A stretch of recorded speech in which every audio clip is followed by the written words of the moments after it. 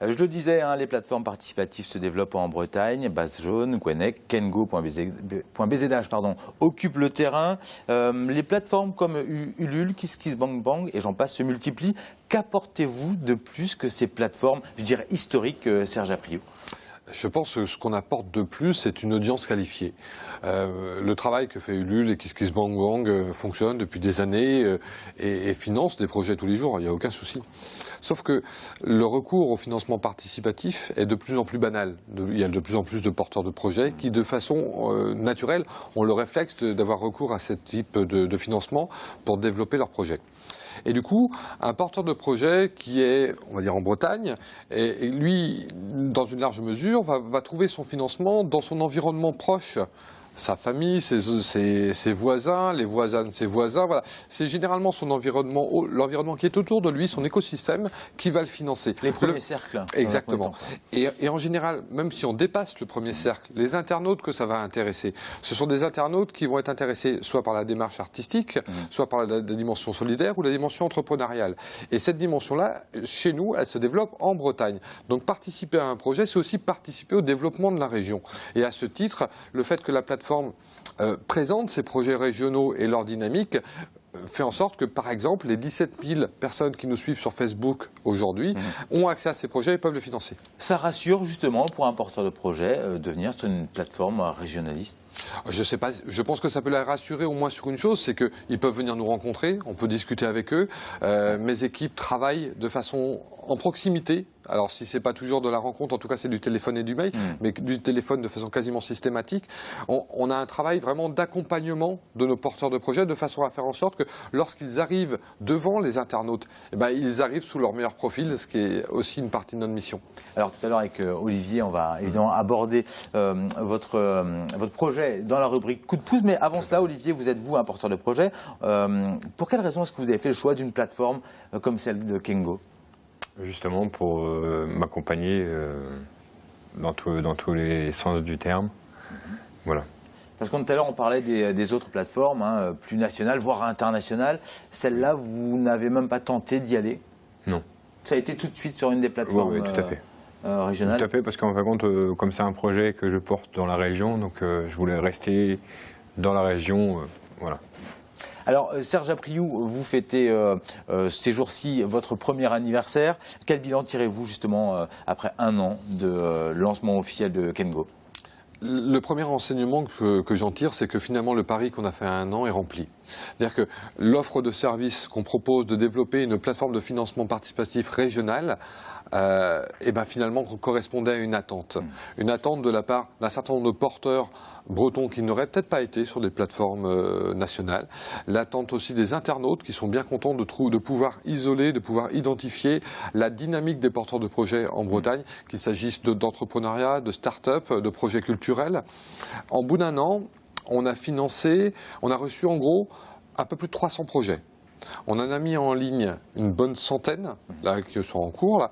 Des projets clos, donc clos à date, hein, à ce jour, on doit en avoir 70. Sur les 70, on en a financé 50. Et pour un montant total de 160 000 €. Oui, ce qui commence réellement à peser, voilà. à créer de l'économie aussi sur la région. Donc on a permis à des entreprises de pouvoir s'équiper, à des spectacles de pouvoir se monter, et à des associations de pouvoir développer leurs projets. Et ça, c'était vraiment l'enjeu qu'on avait. Au début, il y avait des projets qui étaient assez modestes, on va dire. Est-ce que là aussi, il y a eu une évolution l'espace d'un an sur des projets qui sont devenus plus ambitieux? Est-ce que les montants ont évolué, les projets ont évolué aussi, Serge Apriou? Certains projets ont forcément attirent plus forcément la lumière que d'autres. Le dernier en date qu'on a lancé il y a quelques jours, c'est la tombola géante qu'on a mis en place avec les vieilles charrues pour financer le concert à New York qui aura lieu le 1er octobre prochain. Et là, on attend plusieurs milliers de personnes pour financer. Vous faites aussi dans la loterie maintenant, quoi. Oui, parce que en fait, on a fait un mix, un mash-up, un mélange entre le financement participatif dans son côté communautaire et effectivement la possibilité in fine pour tous les contributeurs pour 5 € de pouvoir participer à un tirage au sort qui leur permettra de gagner un séjour à New York et de participer au concert de Central Park. Vous avez participé? Oui. Vous irez à New York? Non, je n'ai pas participé parce que je n'ai pas le droit. Vous Mais par contre, j'irai à New York. C'est pas mal ça. Est-ce que justement les banques aussi, on le sait, apprécient de plus en plus le projet financé de multiples façons. Là aussi, ça sécurise un projet, ça valide un projet. C'est une sorte d'étude de marché avant l'heure qui est faite. Oui, parce que pour les banques qui reçoivent des demandes de financement de façon très régulière, indépendamment de l'écosystème, du projet et tout ça, qu'est-ce qui est l'élément absolument déterminant d'un projet? C'est l'individu qui le porte. Et si un individu arrive dans le cadre d'une campagne de financement participatif à trouver ses premiers clients, à faire un peu de communication, à développer des partenariats, eh ben cet individu a de bonnes chances de pouvoir ramener à bien son projet d'entreprise. Donc une campagne de financement participatif qui a réussi, qui a trouvé son objectif, son rythme, donne toutes les garanties à un banquier ou à un financeur public, si c'est dans le cadre de subvention, eh ben qu'on peut miser sur cette personne. Ça amorce quoi, c'est ça un financement aussi. Ça amorce et ça rassure. Être présent sur une plateforme comme Kengo, elle n'assure pas automatiquement non plus la réussite de projet. Vous l'avez dit tout à l'heure dans les chiffres. Le porteur doit beaucoup s'investir pour réussir sa campagne. J'utilise souvent une expression qui est « aide-toi, le ciel t'aidera ». Ce que je veux dire, c'est que le porteur de projet doit avoir vraiment un investissement important dans sa campagne, doit croire à fond dans son projet, dans sa capacité à le mettre en œuvre, et à partir de là, il arrivera à transmettre sa passion aux autres, et les autres le suivront. C'est vraiment dans cette dynamique-là.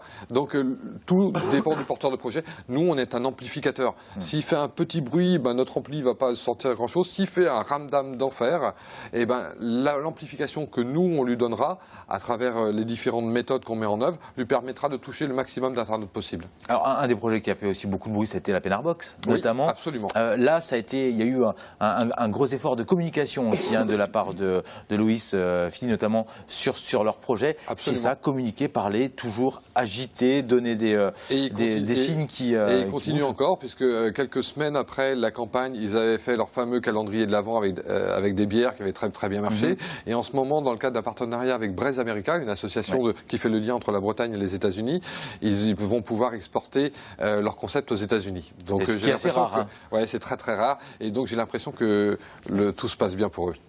Serge, la région Bretagne s'est alliée à Kengo et à Gwenec pour développer l'innovation, notamment à destination des jeunes, via l'opération Initiative Jeunes. Le principe en 2 mots, Serge Apriou. Le principe en 2 mots, c'est que toutes les personnes entre 18 et 29 ans qui souhaitent développer un projet, alors quel qu'il soit, de l'économie solidaire et sociale, de la culture, du sport, de l'entrepreneuriat, de la start-up, quelle que soit la thématique, là pour le coup, rien n'est clos, peut être accompagné par la région sous réserve d'avoir déposé une collecte de financement participatif donc sur Kengo, éventuellement sur Gwenec.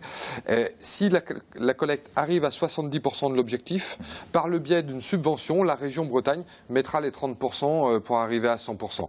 On a une enveloppe globale de 50 000 € et par projet, on peut aller jusqu'à une aide jusqu'à 4 000 €. Est-ce qu'il y a...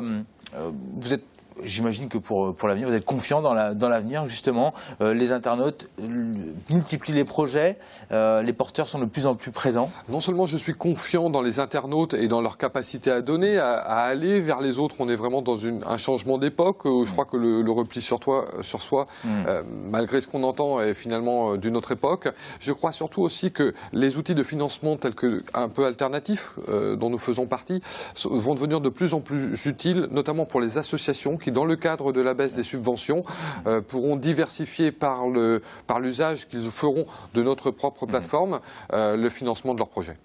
Merci